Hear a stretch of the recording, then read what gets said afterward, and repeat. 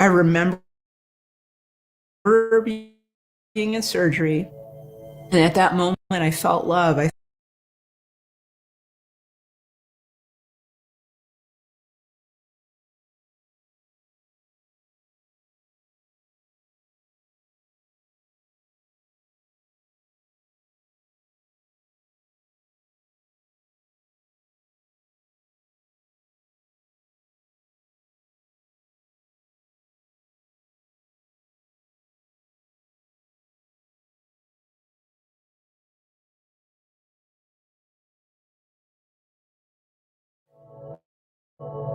I remember being in surgery, and at that moment I felt love. I thought, I must have died on the operating table.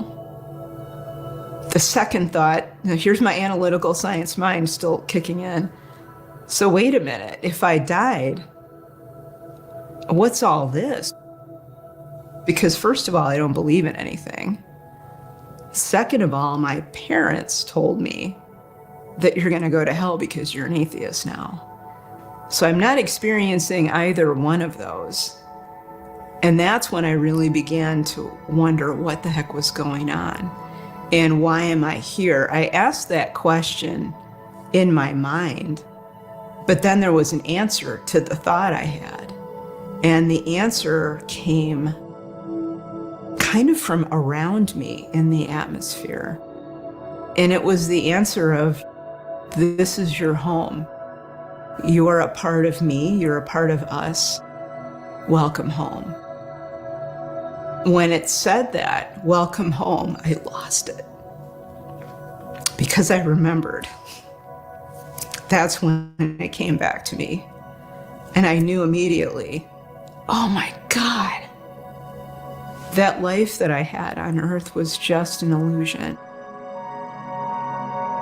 That thing that I was doing down there on earth was really just a temporary state.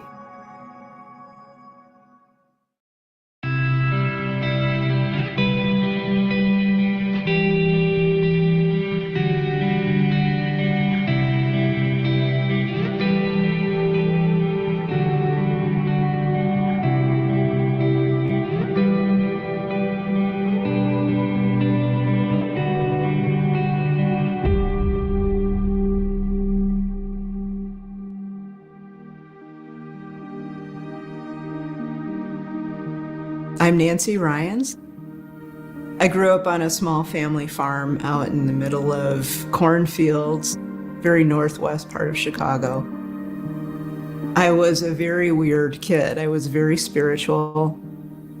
I looked around and saw that divine presence everywhere. I would tell my family, oh my gosh, God's in the trees. Spirit is all around us. They kind of looked at me funny because we were Catholics. And my family was pretty Catholic. They weren't just cafeteria Catholics, or they weren't just weekend Catholics. When I was about 15, we started having a lot of those news reports about priests who were abusing kids that were really becoming prevalent, especially in the Chicago area. And that's when I actually began to question my previous viewpoint about, is there a God? You know, was I just imagining all of that? And so by the time I would say I was 16 or 17, I had pretty much decided that God didn't exist, because if he did exist, how could this happen? And that cemented my movement away from religion or spirituality. I went into college and got a series of degrees in geology. So I became a really rational scientist, very material focused. By the time I was in my mid-20s, I was a pretty firm atheist. After college, I worked for the Department of Energy for a while, doing very scientific things out in the Western United States. And it was mostly became scientific writing, because I was actually quite good at writing, and a lot of scientists weren't. So I would do editing for them for the journal articles they were writing or books they were writing. And that pretty much kept me through, the rest of my career up until my mid-40s. I was 46 years old. I had moved to Boulder, Colorado. I was beginning to feel a bit dissatisfied with where I was in life. Some things had not gone well. My marriage had ended. And I was in that point of really questioning what was going to come next for me.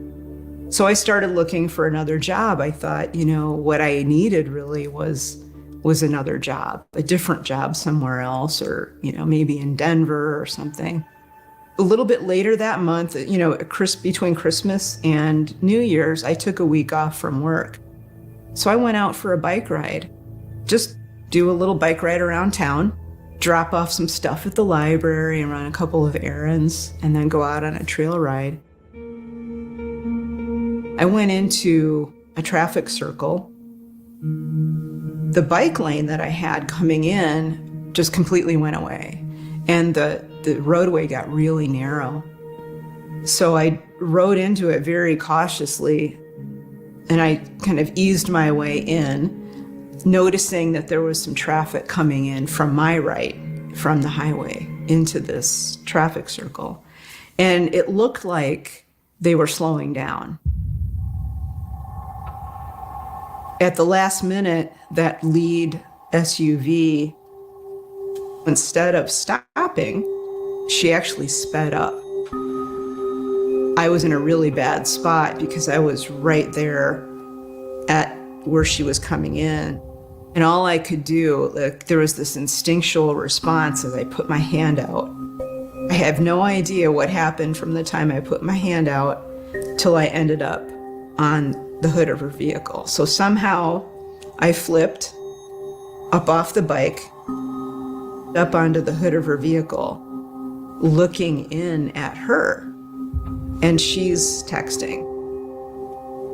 I'm actually trying to pound on her windshield, and she kept driving. She didn't see me, like literally right in front of her, and I couldn't hang on. The hood of her vehicle was so slick.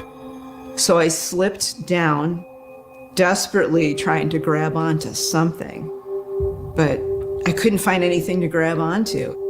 And I hit the pavement, and I heard the crack of my helmet, and all of a sudden she was over the top of me. Somehow my backpack got caught on something underneath of her vehicle. And at the same time that happened, I reached up with my right hand and grabbed her axle. I don't know how long she technically dragged me. It was at least 60 feet. And what finally happened is that the guy that was in a truck behind her saw what was going on, was able to get around her, and he drove his truck around the traffic circle the wrong way and just stopped in front of her. So I kind of owe my life to this guy. As soon as she stopped, I started trying to wiggle my way out from underneath of the vehicle. I got to the point where my shoulders were out from underneath the front of her vehicle. And at that point, a woman came up and she just said, "I'm a nurse, just stay where you are." And I thought, what's the big deal? I'm just going to get up and walk away.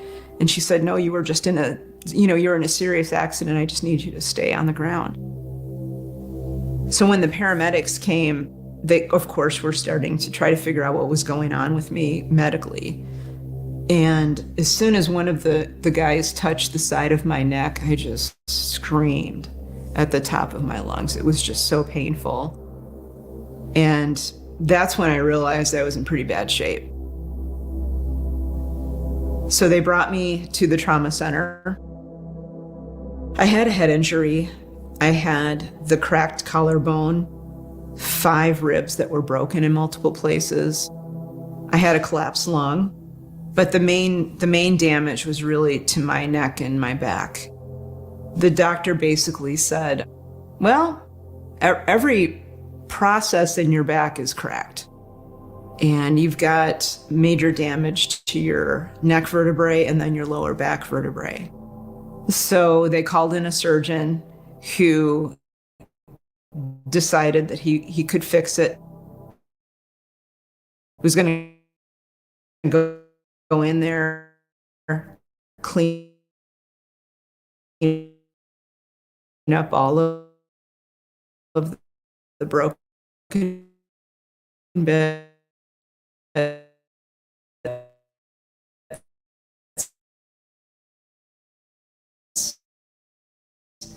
and then